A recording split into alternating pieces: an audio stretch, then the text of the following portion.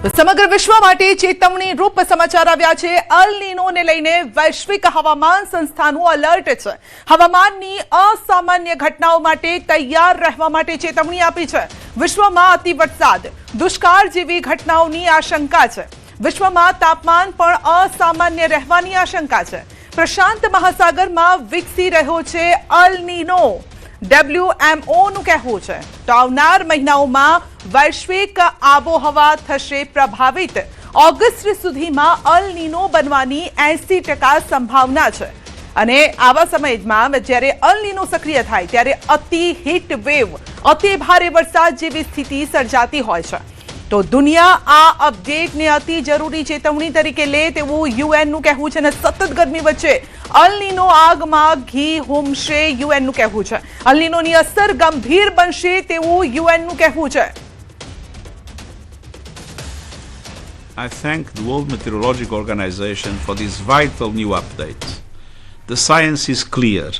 El Niño is arriving on our doorstep in the coming months with 90% certainty. The world must treat it as the urgent climate warning it is. El Niño conditions will pour fuel on the fire of a warming world. Impacts will hit even harder, travel even further, and cross borders with devastating speed. The only effective response is climate action equal to the crisis, ending the addiction to fossil fuels, accelerating the shift to renewables, protecting the most vulnerable, and delivering early warning systems for all. દિલ્હીમાં હોટેલમાં આગ લાગી, 20 લોકો જીવતા ભૂંજાઈ ગયા। માલવીય નગરમાં હોટેલમાં આગ લાગી હતી અને ફાયરની ટીમે 20 લોકોને સુરક્ષિત બહાર કાઢ્યા। કરુણાંતિકા અંગે PM મોદીએ પણ દુઃખ વ્યક્ત કર્યું છે। ઘટના સ્થળે હાજર લોકોના જણાવ્યા મુજબ આગના કારણે હોટેલ અને રેસ્ટોરન્ટમાં ગભરાટ ફેલાયો હતો। ઘણા લોકો ધુમાડામાં ફસાઈ ગયા હતા, જ્યારે કે અન્ય લોકોએ પોતાનો જીવ બચાવવા માટે બારી અને ઉપરના માળેથી કૂદી પડ્યા હતા। પ્રારંભિક તપાસમાં એવું અનુમાન આવ્યું છે કે આગ ગ્રાઉન્ડ ફ્લોર પરના રેસ્ટોરન્ટમાં લાગી હતી, જો કે આગ લાગવાનું ચોક્કસ કારણ હજુ સ્પષ્ટ નથી થયું। ડિસ્ટ્રિક્ટ ડિઝાસ્ટર મેનેજમેન્ટ ઓથોરિટી અને દિલ્હી વહીવટીતંત્રની ટીમો ઘટના સ્થળે પહોંચી છે અને તપાસ પણ શરૂ કરવામાં આવી છે।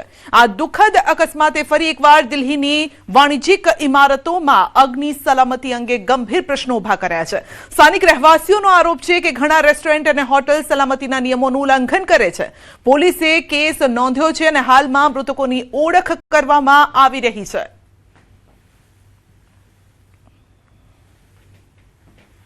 मार्केट से फिर किचन में आग ली, किचन से फिर पूरे फ्लोर में और पूरे ऊपर की मंजिलों में लग गई।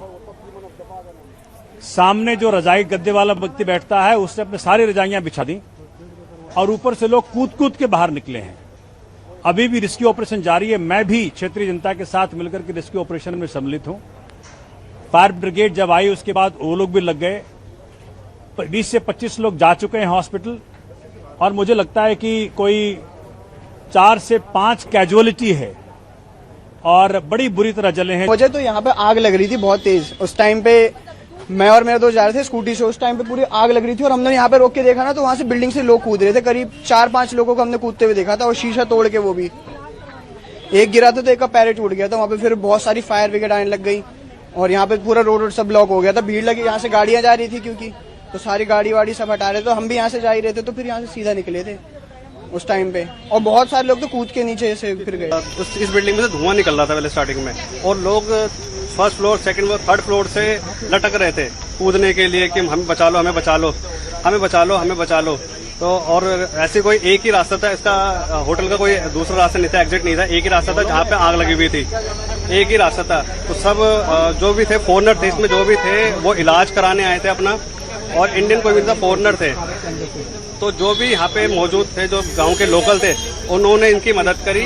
सामने ही गद्दे वाला, उसके सारे गद्दे उठा के गली में रख दी थी जहाँ से वो कूद रहे थे। तो जो फर्स्ट फ्लोर वाले थे वो आराम से। તો સુરતના બારડોલીના ઉવા ગામ પાસે ટિપ્પલ અકસ્માતનો મામલો છે। અકસ્માતમાં 7 મુસાફરોએ જીવ ગુમાવ્યા। અકસ્માત બાદ મૃતકોની ઓળખ માટે મોડી રાત્રે પરિવારજનોના DNA સેમ્પલ લેવાયા। બસ ચાલકની ઓળખ થતા રાતના સમયે જ તેમના પરિવારજનોને મૃતદેહ સોંપવામાં આવ્યો હતો। તો પરિવારજનોના DNA સેમ્પલ લેવાયા હતા। બસ ચાલકની ઓળખ પણ કરવામાં આવીને ત્યારબાદ તેમને મૃતદેહ સોંપી દેવાયો હતો. બારડોલીમાં ગઈકાલે ટ્રિપલ અકસ્માત સર્જાયો હતો. કેટલાક લોકો આ આગમાં ભડતું થઈ ગયા હતા. તેઓને બચવા માટે તેઓએ પ્રયત્ન કર્યો પરંતુ બચી ન શક્યા. બાજરી, મકાઈ અને જુવારની ખરીદી સંબંધિત નવા નિયમને લઈને ખેડૂતોમાં અસંતોષ જોવા મળી રહ્યો છે.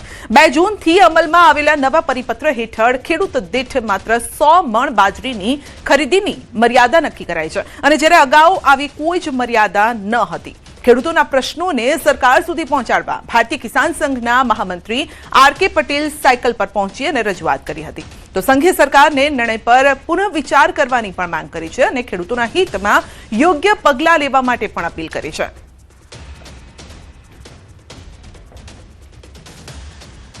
અમે પ્રશ્ન આજે એ લઈને આવે છે કે સરકારશ્રીએ રાતોરાત પરિપત્ર કરી દીધો અને બીજી તારીખથી આનો અમલ કરવાની જાહેરાત કરી દીધી કે ખેડૂતની 100 મણ બાજરી એક ઉતારા દીઠ એક ખેડૂત દીઠ 100 મણ બાજરી લેવી.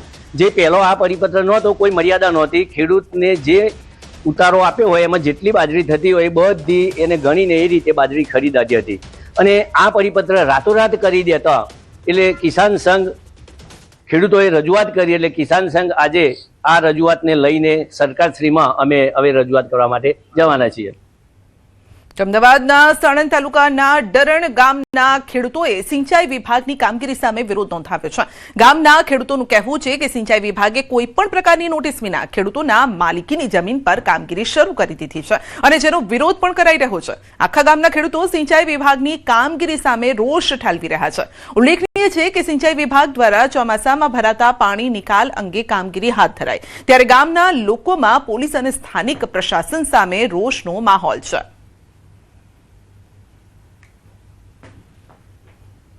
રાજકોટમાં મેયરની સૂચનાનું અધૂરું પાલન થયું હોય તેવા દ્રશ્યો સામે આવ્યા છે. જન્મ મરણ શાખામાં મેયરની સૂચનાની અધકચરી અસર જોવા મળી. અહીં વહેલી સવારથી અરજદારો આવી પહોંચે છે પરંતુ તેમના માટે બેસવાની વ્યવસ્થા નથી થતી. અરજદારો પાર્કિંગ એરિયામાં જમીન પર બેસવા માટે મજબૂર છે. વળી અરજદારોને ધક્કા ખાવા પડી રહ્યા છે. એક માતા પોતાના 27 દિવસના બાળકને લઈને જન્મ મરણ શાખા ખાતે લાઇનમાં બેઠી હતી અને અહીં ટોકન વ્યવસ્થા પણ નથી. અરજદારોનું કહેવું છે કે જો ટોકન વ્યવસ્થા હોય આમ લાઇનમાં ઊભા ન રહેવું પડત. ઉલ્લેખનીય છે કે થોડા દિવસ પહેલા જ રાજકોટના નવા મેયર નેહલ શુક્લ અને ટીમ દ્વારા સિવિક સેન્ટરની મુલાકાત લેવામાં આવી હતી અને તે સમયે મેયર દ્વારા સિવિક સેન્ટરના અધિકારીઓને સૂચના પણ આપવામાં આવી હતી પરંતુ અહીં સૂચનાનું અધકચરું પાલન થયું હોય તેવું જોવા મળી રહ્યું છે.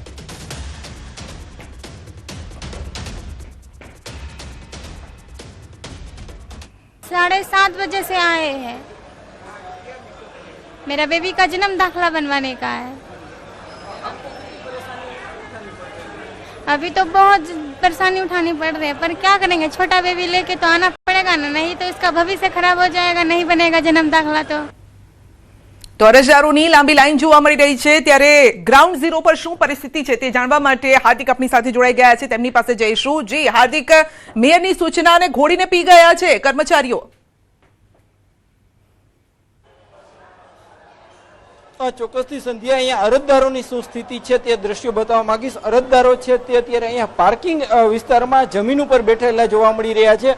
આ અરજદારો છે કે જેઓ વહેલી સવારથી અહીંયા પહોંચ્યા છે અને જમીન ઉપર એ પણ પાર્કિંગ વિસ્તારમાં બેઠા છે. બીજા દ્રશ્યો હું આપણને બતાવવા માંગીશ. અહીંયા જે કર્મચારીઓનો જે વાહનો છે તે વ્યવસ્થિત રાખવામાં આવ્યા છે. કર્મચારીઓને જે બાઇક છે તેમનું વ્યવસ્થિત પાર્કિંગ કરવામાં આવી રહ્યું છે. આ બાઇકની કિંમત વધારે કે આ જે અરજદારો છે તેમની જે છે કિંમત વધારે તે પણ એક સૌથી મોટો સવાલ ઉભો થાય છે. અરજદારો અહીંયા જમીન ઉપર આપ દ્રશ્યો જોઈ શકો છો. વહેલી સવારથી વૃદ્ધ લોકો હોય, બાળકો હોય કે જે મહિલાઓ હોય તે અત્યારે જમીન ઉપર બેસીને રાહ જોવા માટે મજબૂર બની રહ્યા છે. મેયર દ્વારા સૂચના આપવામાં આવી હતી, બેઠક વ્યવસ્થા કરવામાં આવશે. બેઠક વ્યવસ્થા કરવામાં પણ આવી પરંતુ જે ગણી ગાંઠી ખુરશી મૂકવામાં આવી હતી અને ત્યારબાદ જે છે જાણે તંત્રએ પણ સંતોષ માની લીધો હોય તેવી સ્થિતિ જોવા મળી રહી છે.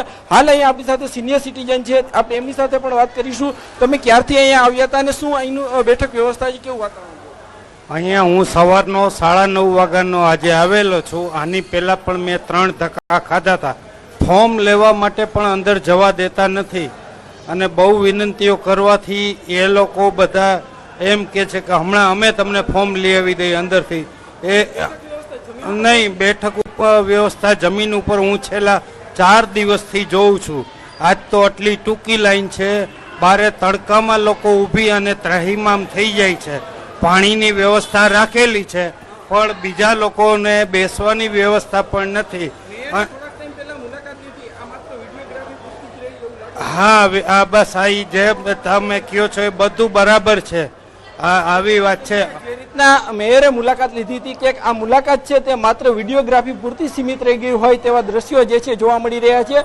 કેમ કે અહીંયા કર્મચારીઓના વાહનને કંઈ નુકસાન ન થાય એટલા માટે પાર્કિંગની તો વ્યવસ્થા કરવામાં આવી છે, પરંતુ એ વાહનો દૂર કરીને અરજદારોને જે બેઠક વ્યવસ્થા કરવી જોઈએ તે નથી કરવામાં આવી રહી. એટલા માટે અરજદારો છે તે ધક્કા ખાય છે. એટલું જ નહીં, હાર્દિક, અન્ય લોકોને પૂછો કે કયા પ્રકારની વ્યવસ્થા થવી જોઈએ, કેટલા કલાકથી બેઠા છે, કયા કામથી આવ્યા છે, બધા લોકો સાથે વાતચીત કરો ને એ પ્રશ્નો એ મેયર સુધી પહોંચાડો.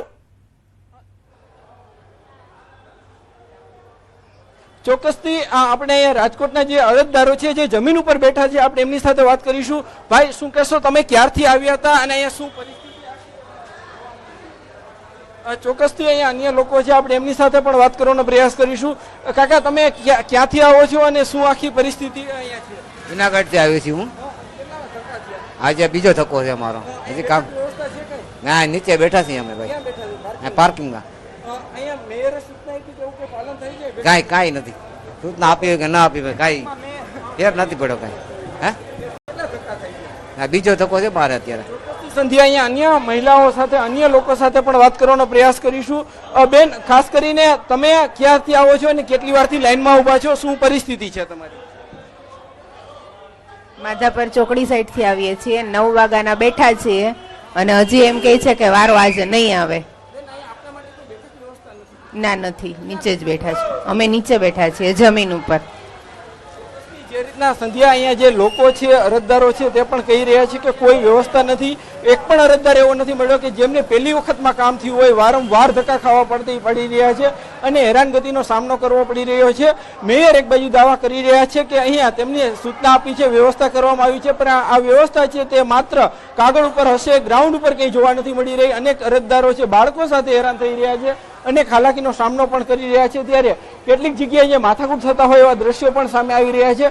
કેમ કે અહીંયા અરજદારો છે તે અંતે કંટાળતા હોય છે અને સ્થાનિક સ્ટાફ સાથે પણ ઘણી વખત ઘર્ષણ થતું હોય તેવા દ્રશ્યો પણ સામે આવતા હોય છે. હાર્દિક, મેયરે શું સૂચના આપી હતી અને એ સૂચનાનું પાલન કેમ કર્મચારીઓ નથી કરી રહ્યા? સવાલ એ છે, જ્યારે મેયર સૂચના આપે છે તો એનું પાલન કરવું જોઈએ.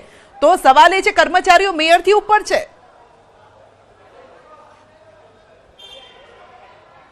ચોક્કસથી અહીંયા સવાલ જ સૌથી મોટો એ થાય છે. લોકોનો તો એવો પણ દાવો છે કે મેયરે જે મુલાકાત લીધી હતી તે માત્ર ફોટોગ્રાફી, વિડીયોગ્રાફી પૂરતી સીમિત રહી ગઈ છે. અહીંયા જે તંત્રને પણ ખ્યાલ છે કે રોજના 200 થી 300 લોકો આવે છે તો એમના માટેની વ્યવસ્થા હોવી જોઈએ, પરંતુ અહીંયા કોઈ વ્યવસ્થા નથી જોવા મળી રહી. જે પાલન થવું જોઈએ તે કોઈ જગ્યાએ પાલન નથી થતું. બેન, તમે ક્યાંથી આવો છો અને કેટલી તકલીફ પડે છે, શું ધક્કા થાય? બહુ ધક્કા થાય હે, વ્યવસ્થિત જવાબ નથી દેતા. 5 વાગ્યામાં હવારમાં આવો કે વારો નથી લેતા, નામ બદલાવાનું હે.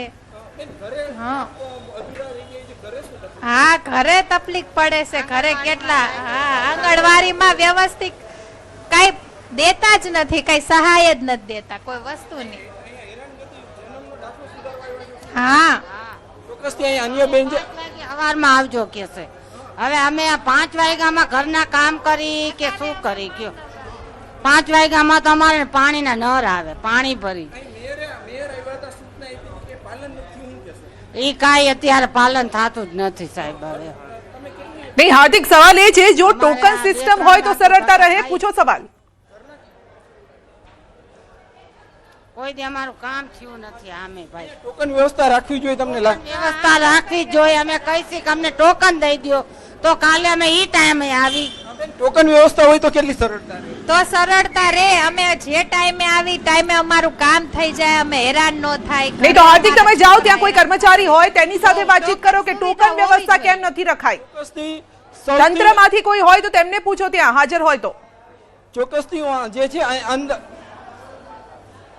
સિવિક સેન્ટરની અંદર જે જગ્યાએ અત્યારે જે કામગીરી ચાલી રહી છે ત્યાં અંદરના દ્રશ્યો પણ આપણે બતાવવા માંગીશ કે અંદર જે છે એ ટોકન વ્યવસ્થા નથી તો શા માટે તે નથી, કેમ કે જે જગ્યાએ વધુ ભીડ રહેતી હોય છે તેને પહોંચી વળવા માટે જે છે ટોકન વ્યવસ્થા રાખવામાં આવતી હોય છે, પરંતુ અહીંયા ટોકન વ્યવસ્થા નથી. અરજદારો છે તે ભારે હાલાકીનો સામનો કરી રહ્યા છે. જે રીતના અહીંયા જે કર્મચારીઓ છે તે પણ સતત કામગીરીમાં જોડાયેલા હોય છે, પરંતુ ક્યાંક જે છે એ બાહ્ય અવ્યવસ્થાના કારણે તેઓને પણ હાલાકી પડતી હોય છે. સાહેબ, ખાસ કરીને અહીંયા ટોકન વ્યવસ્થા શા માટે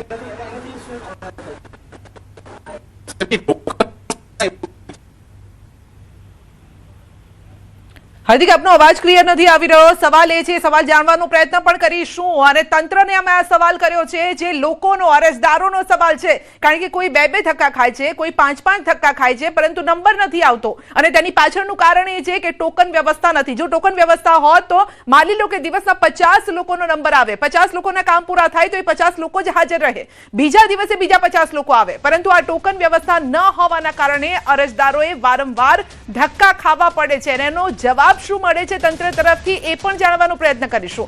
સવાલ એ છે કે સામાન્ય લોકો બૂમો પાડીને થાકી ગયા કે નંબર અમારો આવે એ સમયે બોલાવો અમને.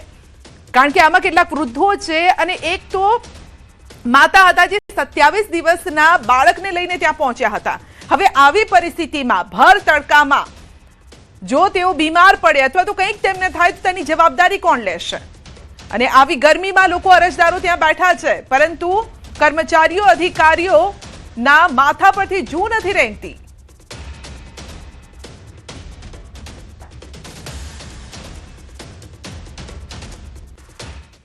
અને હવે વાત કરીશું ઇલીગલ બાંગ્લાદેશીઓની.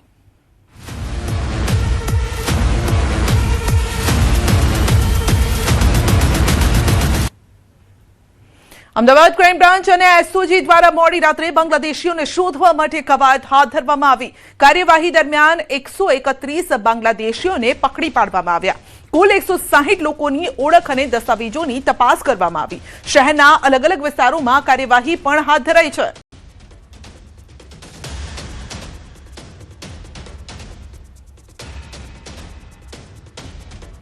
તો operation delta hunt Ahmedabad crime branch અને એસઓજીએ કાર્યવાહી કરી છે. 300 થી વધુ બાંગ્લાદેશી નાગરિકોને ઝડપી પડાયા છે. એજન્ટ મારફતે બાંગ્લાદેશથી તેઓ ભારત આવ્યા હતા.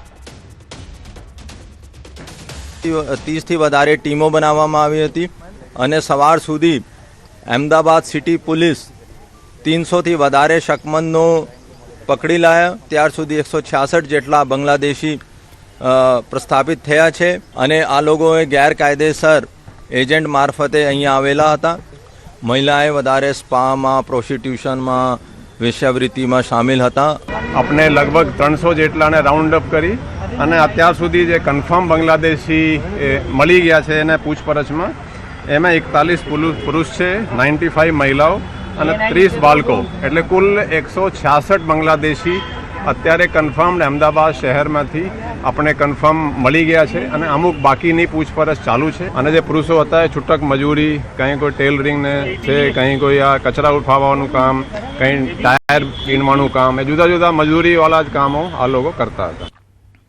તો બાંગ્લાદેશી ઘૂસણખોરોને લઈને પોલીસનું મેગા સર્ચ ઓપરેશન કચ્છમાં પણ ચાલુ છે. વિવિધ વિસ્તારોમાં પોલીસનું સઘન ચેકિંગ, કોમ્બિંગ હાથ ધરાયું છે. 35 શંકાસ્પદ બાંગ્લાદેશી ઘૂસણખોરોની અટકાયત કરાઈ છે. ગેરકાયદેસર વસવાટ કરતા બાંગ્લાદેશીઓ સામે તવાઈ બોલાવાઈ છે. અટકાયતમાં લેવાયેલા તમામ લોકોના દસ્તાવેજોની તપાસ પણ કરાઈ છે. રેન્જ આઈજી ચિરાગ કોરડિયાના માર્ગદર્શન હેઠળ આ ડ્રાઈવ શરૂ કરાઈ છે.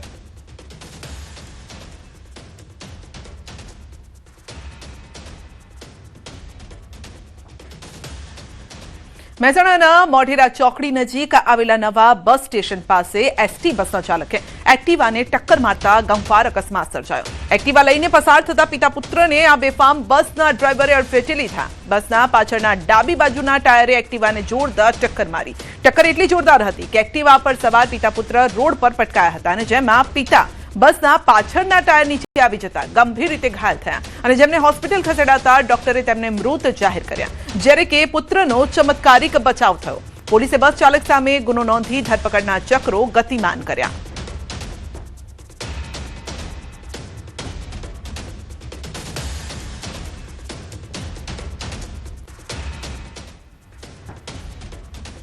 બુલેટિનમાં આગળ વધીશું નાનકડા બ્રેક બાદ.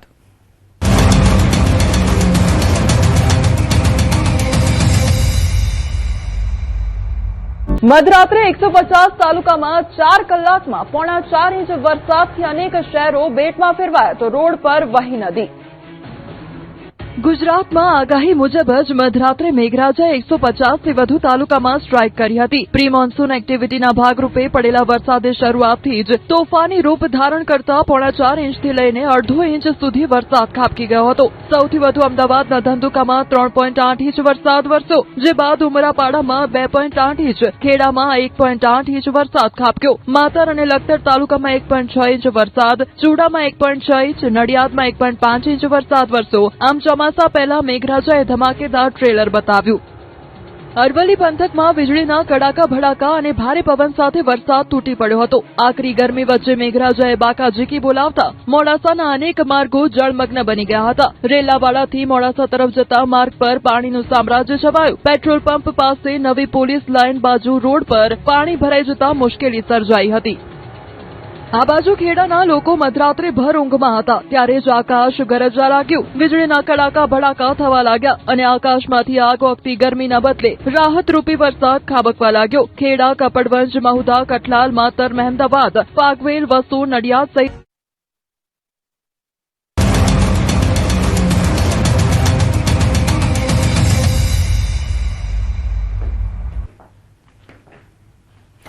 આણંદ એલસીબી અને એસઓજી પોલીસનો સપાટો. જિલ્લામાં પોલીસનું સર્ચ ઓપરેશન. મોડી રાત્રે 60 જેટલા શંકાસ્પદોને રાઉન્ડ અપ કરાયા છે. શંકાસ્પદોને આણંદ પોલીસે ઊંઘતા ઝડપ્યા છે. પકડાયેલા લોકોના ડોક્યુમેન્ટ વેરિફિકેશન પ્રક્રિયા શરૂ કરાઈ છે.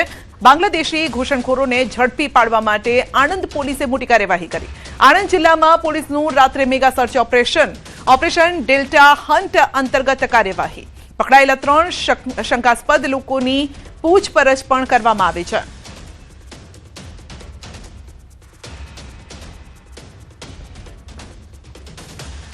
અરવલ્લીના મેઘરજ તાલુકામાં જીવતી મહિલાને મૃત દર્શાવી તેની જમીન હડપવાનો ચોંકાવનારો મામલો છે. ભેમાપુર ગામની 2 હેક્ટરથી પણ વધુ જમીન મામલે એક વકીલ, એક રેવન્યુ તલાટી સહિત કુલ 13 આરોપીઓ સામે પોલીસે ફરિયાદ નોંધી છે. આરોપીઓએ ખોટો મૃત્યુ દાખલો અને ખોટું પેઢીનામું બનાવી વારસાઈ પોતાના નામે કરાવી જમીન કબજે કરવાનો પ્રયાસ કર્યો તેવો આરોપ લાગ્યો છે. મામલતદાર કચેરીમાંથી દસ્તાવેજો મેળવ્યા બાદ ફરિયાદ નોંધાતા પોલીસે વકીલ સહિત 2 આરોપીની અટકાયત કરી છે અને મેઘરજ કોર્ટે બંને આરોપીઓને 4 દિવસના રિમાન્ડ મંજૂર કર્યા બાદ તેમને મોડાસા સબ જેલ ખાતે ખસેડવામાં આવ્યા છે. સમગ્ર મામલે મેઘરજ પોલીસ વધુ તપાસ હાથ ધરી રહી છે. તપાસમાં અન્ય આરોપીઓની સંડોવણી બહાર આવે તેવી શક્યતા પણ વ્યક્ત કરાઈ છે. ગામના અમુક લોકોએ મારી મમ્મીની જમીન મમ્મીના નામ પર હતી. મમ્મીનું મરણ 2001માં મરણ થઈ ગયું છે એમ કરીને એ લોકો ખોટો દાખલો રજૂઆત કરી અને મિલકત પેઢીનામું બનાવ્યું અને મારી મમ્મીની જમીન એ લોકોએ જપ્ત કરી લીધી છે. અમને આનો ન્યાય મળવો જોઈએ. એમાં જે ફરિયાદી છે અખમબેન, એ જીવતા હોવા છતાં એ મરણ ગયા છે એ રીતની પર નોંધ કરવામાં આવે છે. એ રેવન્યુ તલાટી દ્વારા કરવામાં આવેલી છે. રેવન્યુ તલાટીનું નામ છે મયુરધ્વજસિંહ ગોપાલજી રાઠોડ છે. તો એ તમામ 13 વ્યક્તિઓ વિરુદ્ધમાં મેઘરજ પોલીસ સ્ટેશન ખાતે ગુનો રજીસ્ટર કરવામાં આવેલ છે. હાલમાં જે આરોપીઓ છે એ પૈકીના કટારા સુરેશભાઈ હીરાભાઈ તથા કટારા ભરતભાઈ હીરાભાઈ એ લોકોને અટક કરવામાં આવેલા છે અને હાલ આ ગુનાની તપાસ ચાલુ છે. સુરતના પાંડેસરામાં મહિલાની કરપીણ હત્યા. સામાન્ય બોલાચાલી મામલે મહિલા પર હુમલો કર્યો હતો. રોહિત નામના વ્યક્તિએ હત્યા કરી હોવાનો આરોપ છે. આરોપીને ફાંસીની સજા આપવાની પરિવારજનોની માંગ છે. શું સુરત પોલીસનો ડર નથી રહ્યો? આરોપીઓમાં કાયદો વ્યવસ્થાની સ્થિતિ સામે ગંભીર સવાલો ઉભા થઈ રહ્યા છે. સુરતના પાંડેસરામાં મહિલાની હત્યાથી ખળભળાટ મચી ગયો. કમલા ચોક વિસ્તારમાં રહેતા 48 વર્ષીય રેનુ દેવીની બોલાચાલી બાદ રોહિત નામના વ્યક્તિએ હત્યા કરી હોવાનો આરોપ છે. ગંભીર હાલતમાં મહિલાને હોસ્પિટલ દાખલ કરાઈ, જ્યાં ડોક્ટરોએ તેમને મૃત જાહેર કર્યા. મૂળ મધ્યપ્રદેશના મહિલા સુરતમાં દીકરા સાથે રહેતા હતા અને આ હત્યા બાદ પરિવારજનોમાં શોક છે, આક્રંદ પણ છે. રોષે ભરાયેલા પરિવારજનોએ આરોપીને ફાંસીની સજાની માંગ કરી છે. આ તરફ સમગ્ર મામલે પાંડેસરા પોલીસે ગુનો નોંધીને તપાસ હાથ ધરી.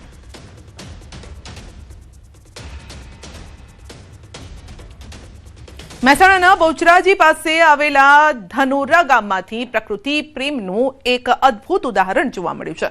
શંખેશ્વર હાઈસ્કૂલના નિવૃત્ત શિક્ષક દિનેશભાઈ ઠાકર અને તેમના પત્ની દેવેન્દ્રાબેને પોતાના સ્વખર્ચે વઢિયાર જેવા સૂકા પ્રદેશમાં નિસર્ગ નિકેતન નામનું એક અનોખું પક્ષી તીર્થ ઊભું કર્યું છે.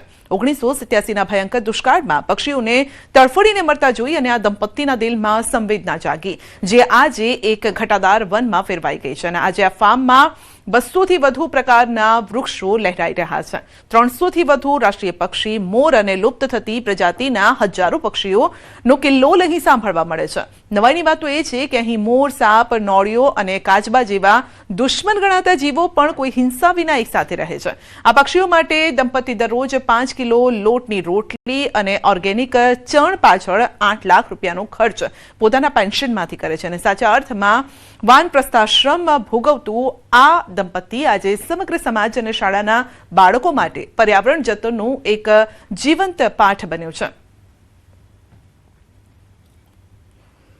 પક્ષી ચકલી, હોલા, બુલબુલ એ તો આવતા હતા, પણ અત્યારે આ નિસર્ગથી અમને એક ફાયદો થયો કે લુપ્ત થતી પક્ષીઓની પ્રજાતિ જેમ કે ચીબરી, લક્કડખોદ, ઘુવડ, આ તો બિલકુલ લુપ્ત થયું હતું, ક્યારેય અમને જોવા નથી મળ્યા. અને આજે આટલું હરિયાળી આવતા, પાણી અને ચારો એમનો ચણ મળતા એ પક્ષીઓ પણ પાછા અહીંયા વાપસ આવ્યા છે. જ્યારે અમે જોબ કરતા હતા ત્યારે ત્યાં 3 વર્ષનો જે દુષ્કાળ પડ્યો એ વખતે જે પ્રકૃતિનો હાશ જોયો, જીવજંતુઓનો વિનાશ જોયો, ત્યારે દિલમાં એવું થઈ આવ્યું કે આ લોકો માટે આપણે એક એવું અભયારણ્ય બનાવી દઈએ કે એ લોકો નિરાંતે જીવે અને પોતાની વંશવૃદ્ધિ પણ બચાવે. એવી એક કલ્પના હતી અને ઈશ્વરે એ કલ્પના અમારી સાકાર કરી. અંદાજિત એની સંખ્યા ગણિત, પણ અમે શરૂઆત કરી ત્યારે 2-3 મોર હતા, અત્યારે 300ની ઉપર આ વિસ્તારમાં મોર છે. પ્રકૃતિ માણવી હોય તો આવી જગ્યાઓ શોધવી જોઈએ. એમ આપણા હિન્દુ ધર્મમાં, સનાતનમાં નિવૃત્તિ પછી વાનપ્રસ્થ જે હતું એ સાચી રીતે આ દંપતીએ વાનપ્રસ્થ અહીંયા બનાવ્યું છે. અને પોતાના નિવૃત્તિના સમયમાં પ્રકૃતિની સેવા થાય, જીવોની સેવા થાય અને જીવો અને પ્રકૃતિનું શિક્ષણ મળે એ માટેનો સુંદર મજાનો એક પ્રયત્ન કર્યો છે. હું તો એમ કહીશ કે આ ઋષિ દંપતીએ અહીંયા એ યજ્ઞ કર્યો છે. આગામી 3 કલાક દરમિયાન વરસાદની આગાહી છે. ડાંગ, વલસાડમાં વરસાદની આગાહી છે. દમણ અને દાદરા નગર હવેલીમાં પણ વરસાદની આગાહી છે. તો આગામી 3 કલાકમાં દક્ષિણ ગુજરાતમાં વરસાદ પડી શકે છે. હવામાન વિભાગની પણ આગાહી છે કે વેસ્ટર્ન ડિસ્ટર્બન્સ સક્રિય છે. આગામી 7 દિવસ વરસાદ રહેશે. ભારે પવન, ગાજવીજ સાથે વરસાદની આગાહી કરી છે હવામાન વિભાગે. 40 થી 50 કિલોમીટરની ઝડપે પવન પણ ફૂંકાશે. 3 से लेकर 9 जून तक इसमें बरसात का संभावना रहेगा. गुजरात रीजन में अगले 7 दिन और सौराष्ट्र कच्छ में अगले 5 दिन का बरसात होने का संभावना है. इसमें जो आज का बरसात है, कुछ ही स्थानों में थंडरस्टॉर्म मतलब मेघ गर्जना के साथ लाइटनिंग का भी संभावना, बिजली गिरने का संभावना रहेगा, जो स्पीड रहेगा 40 से 50 किलोमीटर प्रति घंटा. कल थोड़ा जो बरसात है थोड़ा कम हो जाएगी, 1 का 2 स्थानों में. अगले उसके आगे 6 दिन